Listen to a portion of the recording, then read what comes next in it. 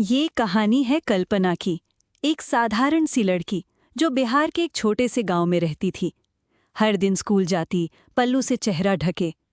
लड़कों की फप्तियां, मोहल्ले की बातें और माँ की चुप्पी, यही उसकी दुनिया थी। लेकिन कल्पना की आंखों में कुछ और ही पल रहा था, कुछ बदलने का सपना। 12वीं की परीक्षा पास की, गांव में शोर मच गया, पर घर में एक और चर्चा शुरू हो चुकी थी। अब शादी करनी चाहिए, लड़की के लिए इतना पढ़ना ठीक नहीं होता। पर इस बार कल्पना ने चुप्पी नहीं ओढ़ी। उसने सोच लिया, अब उसकी जिंदगी का फैसला कोई और नहीं करेगा। एक दिन गांव की गली में एक छोटी बच्ची रोती दिखी। वो स्कूल नहीं जा पा रही थी, ना कपड़े थे, ना माहौल। कल्पना को गुस्सा नहीं आया, जिम्मेदारी महसूस हुई। उसने तय कर लिया, अब कोई लड़की पढ़ाई से वंचित नहीं रहेगी। अगले ही दिन कल्पना ने अपने घर के बरामदे में 4 लड़कियों को बिठाया। न किताबें थीं, न डेस्क, पर कल्पना के पास था विश्वास कि अगर एक भी लड़की कुछ सीख गई तो बदलाव की शुरुआत हो जाएगी।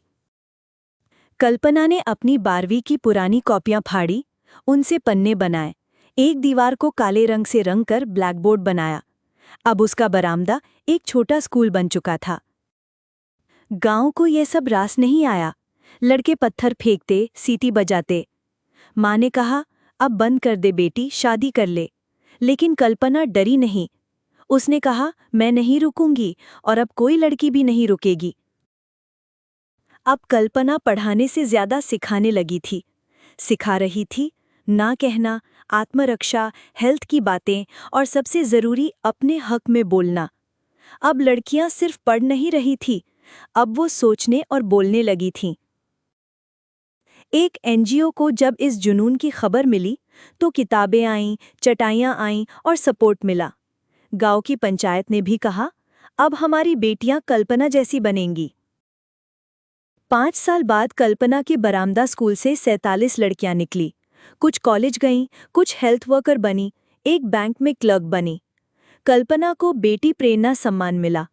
अब वो सिर्फ 12वीं पास नहीं थी, वो बदलाव की मिसाल बन चुकी थी।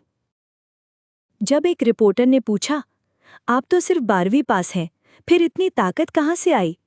कल्पना ने मुस्कुराकर कहा, मैं किताबों से नहीं, सोच से बड़ी बनी हूं। अब गांव की लड़कियां चुप नहीं रहती, अब वो सपने देखती हैं। अगर आपको ये कहानी दिल से छू गई, तो वीडियो को लाइक कीजिए, कमेंट करें, मैं बदलाव लाऊंगा या लाऊंगी, और सब्सक्राइब जरूर कीजिए।